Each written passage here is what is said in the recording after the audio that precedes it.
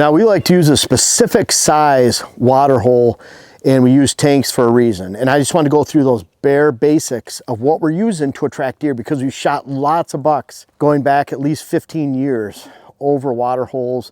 We've been using them for a very long time, 20 years now. And we've gone from the half cut 27.5 gallon, where it was a 55 gallon drum, you cut it in half. And then we're up to 300 gallons now right here. These look really big. We have some in the pole building and right now, and they look really big when they're out of the ground. When you put them in the ground, they look a lot smaller, but this is 300 gallons. And we use 300 gallons. Just go through these specifics really quick. We use 300 gallons because if we fill these in September, we found with years and years of experience that that's enough, even with drought and moderate deer use, to make it through the season. We found that deer go through about 100 gallons every month. So your favorite water hole tank that you fill up in a month, if it's 100 gallons, it could be dry and they stop using it. That means if you fill it up in September before the rut, they stop using it. When they stop using it for a couple weeks and they come and it's dry, once you put water in it, it takes another 2 or 3 weeks to reestablish that pattern of use. So you don't want to let it dry out. That's a really bad thing. So obviously 27.5 gallons, we use those for a year or two, and that wasn't enough. 100, 110 gallons, there's times where we filled them up 5 times in 1 year. There's times we didn't fill them up for 2 years in a row because of water. You know, rain, lots of rain. We found that 300 gallons again gives us that opportunity to actually have water for the entire season, and that's what it's really all about. Sometimes if they're full, then we don't have to put water in. This one right here, we need to rake out, clean out some of the dead leaves, sticks, any debris in here. We'll fill it up and we'll call it good for the summer, and then we'll refill it in September, and that's it. They don't use the water holes a lot during the summer, so we're really concerned about that fall time. And for hunting, I shot a nice buck out of that tree right there. So it's one of our favorite spots to sit and look at a water hole. Really cool family tradition stand right over there, ladder stand, very comfortable. We love sitting here. So 300 gallons, that's the key.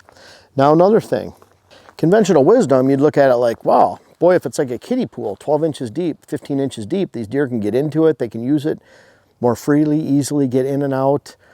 And that's conventional wisdom. The problem is that that top 12, 15 inches evaporates really easy. So kind of imagine we take this 300 gallon size, we stretch this out to 8 feet by 8 feet and got it to 15 inches deep or 10 inches deep, and it's more of that shallow pond. Now we take that water, we spread that surface out more, and we risk evaporation. We increase evaporation per gallon. There's a balance that you have to assess. This is 25 inches deep, this hole right here. Deer still step inside it. They can get on their knees and drink. Like, this isn't too prohibitive. You can see all the tracks coming up right here. They'll literally get down on their knees and they can still reach down there and take a drink. Now I would say with where it's at right now, we're about 125 gallons down at the moment, and they still can drink out of it. And that's with some spring rains. We get runoff from this area. So 25 inches deep is perfect. 20 inches deep, 28 inches deep. 10, 15, 12 inches, 8 inches is not enough because it evaporates very quickly.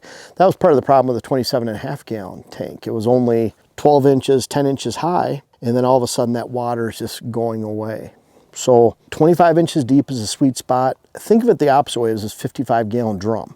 That's way too deep.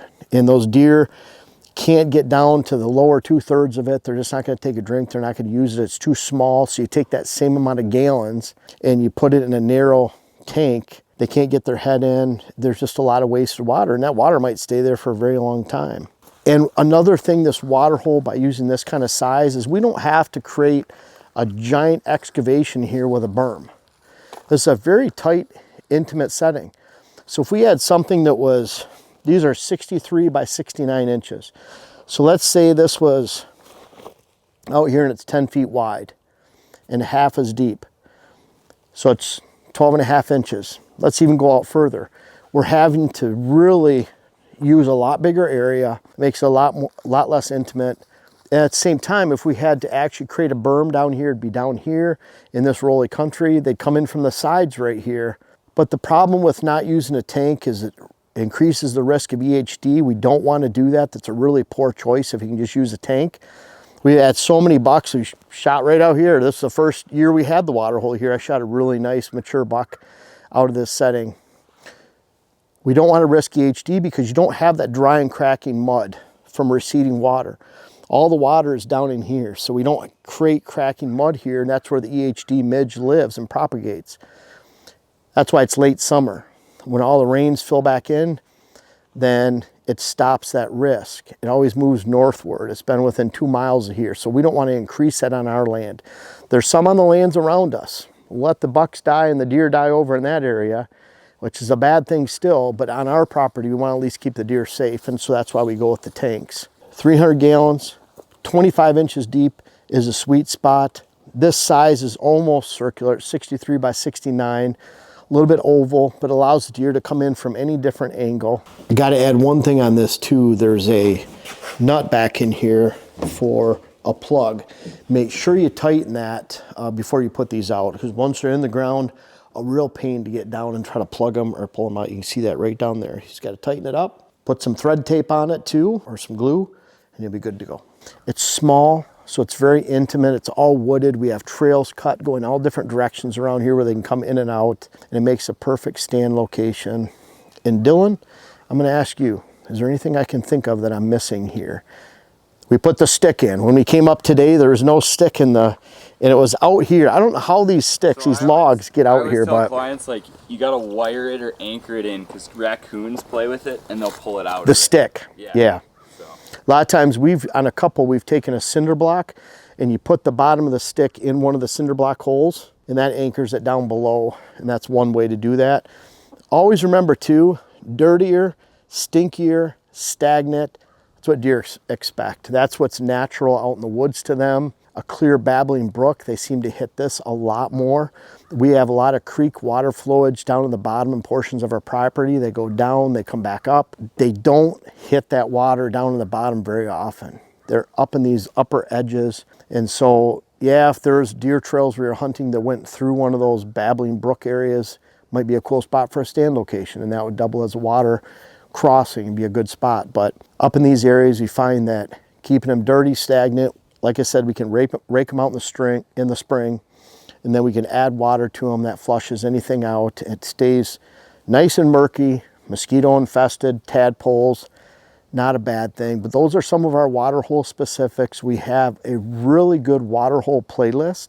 I want to say 40 to 50 videos long on this channel. I've been writing and teaching about water holes for 2 decades now. And I hope you enjoy it. We really love having them on the property. Hey, if nothing else, it's a great spot to set up a trail camera and watch all the critters that come in to a water hole. We've had fox, bobcats, coyotes, owls, pheasant, grouse, deer, possums, skunks, and I know I'm missing some, but pretty cool to see all the wildlife, turkeys that come into these, and we enjoy it, and I know you will too. But make sure you follow what we've learned throughout the years. We're using this Rubbermaid. It's a 300 gallon. They're about 350 bucks from TSC, pretty readily available, and we already have 3 more in the pole building up there. Easy to find, easy to install, and so there's a lot of dirt work to install these. But once you get them in, you can really enjoy them for many, many years to come. Guys, it's food plot time, and I really urge you to check out our food plot company, Pure Wildlife Blends. It's called Pure for a reason. I invite you to check it out. We have food plot blends for all types, and we try to give you all this content on YouTube, articles on the site to help you make sure you not only do it right, plant it right, but you pick the right seed blend for your circumstances.